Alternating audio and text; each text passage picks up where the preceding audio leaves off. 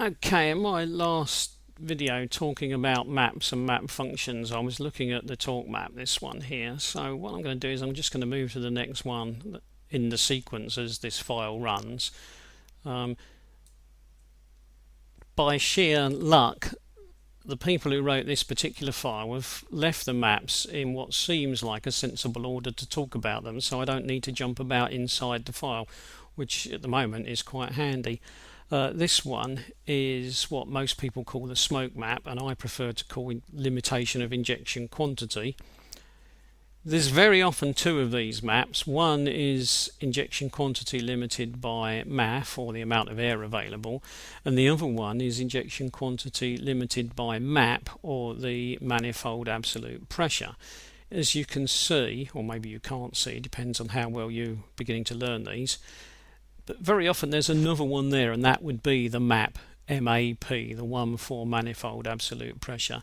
It might be there, it might be here.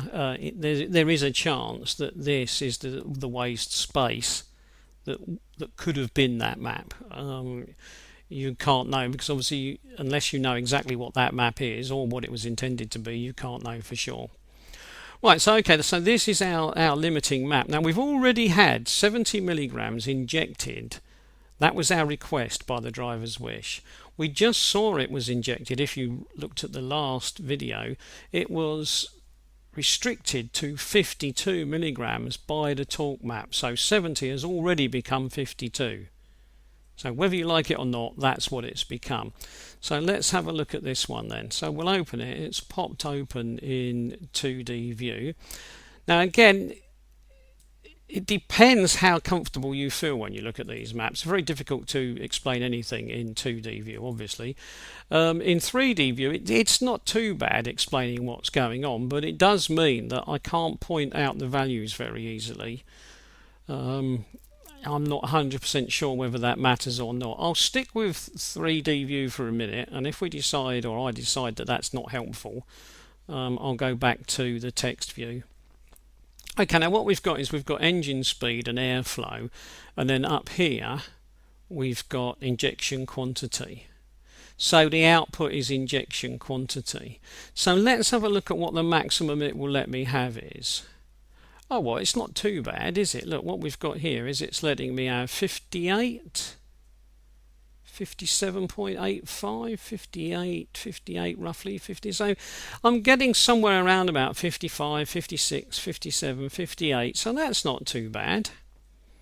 And as I come down this way, and again, I'm going to ignore engine speed over here. I'm just going to worry about mass airflow. As I come down and the engine gets less and less air, then I can inject less fuel. So it's all making perfect sense in that sense, isn't it?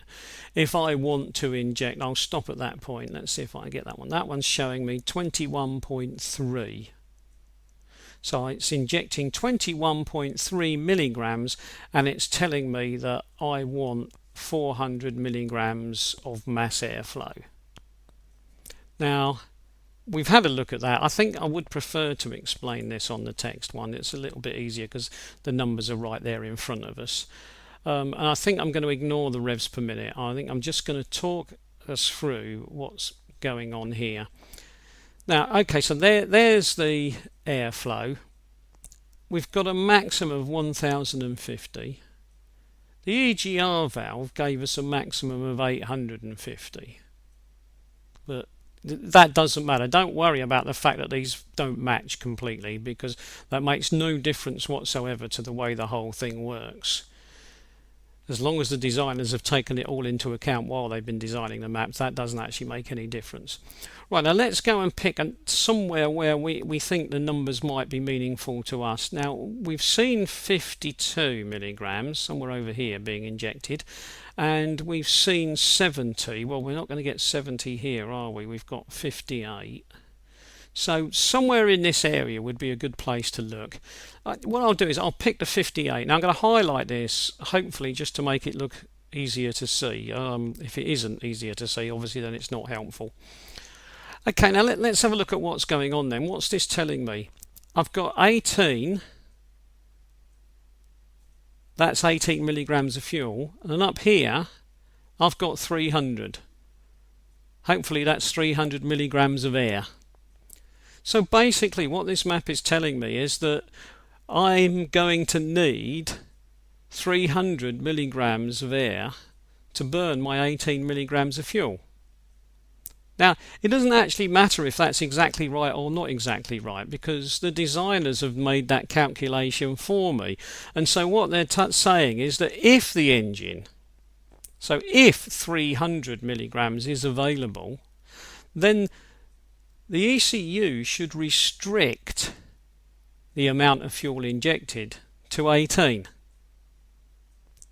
So it's actually saying to itself, I've got this much air flowing through, so this is the amount of fuel I can burn. And it varies slightly with revs, because look, here it's still about 18 and there it's still about 18, but right down here I'm allowed a little bit more. Right up here I'm allowed a little bit less. But I'm not going to worry too much about that, because the same system applies more or less at all revs.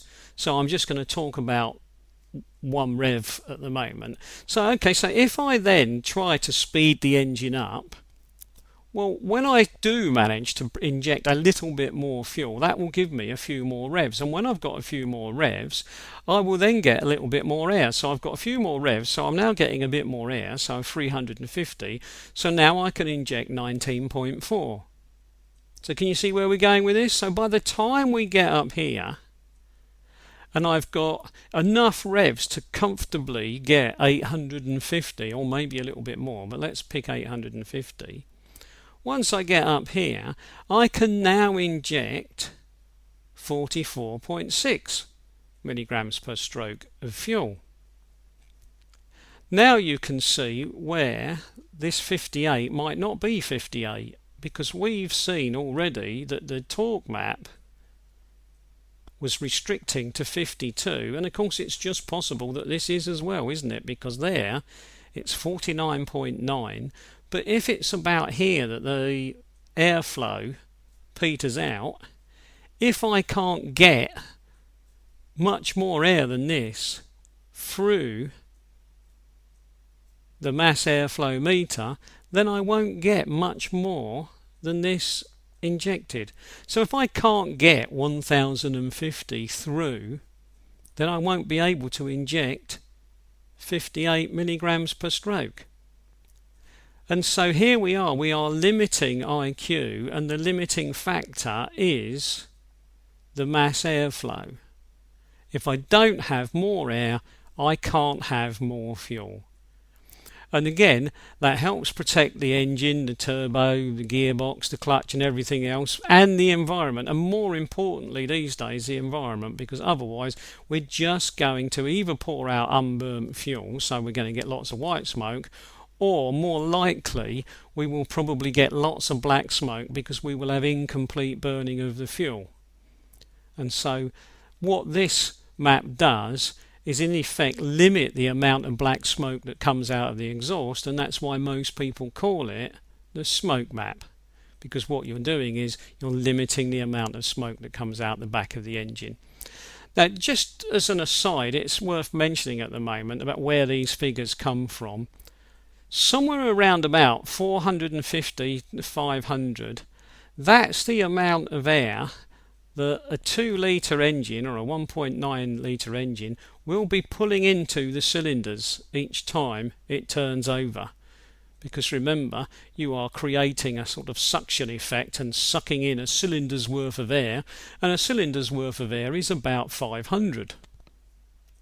So when we get up here and we're nearer 850, 900, 1000, when we get to this area, the reason that we've got to that area is very simple. It's roughly 2 times 450 or 2 times 500. In other words, this is a turbocharger which is giving us roughly twice air pressure. So that's what's happening up here. So when these figures change from about 450 and go up towards 1000, these are the turbocharger. If your turbocharger stops working, you will be stuck in this area. It's quite possible, though, you will carry on trying to inject larger values of fuel, at least until the ECU manages to find a way of stopping you, and you will get lots of black smoke pouring out the back of the car and very little power. The turbocharger isn't working. So that's what this map is all about. It's got a little bit of turbocharger built in the sense that these values only exist if the turbocharger is running. Okay, I'll just get rid of that because it drives me nuts. I will just click on that to get rid of it, and I'll stop there.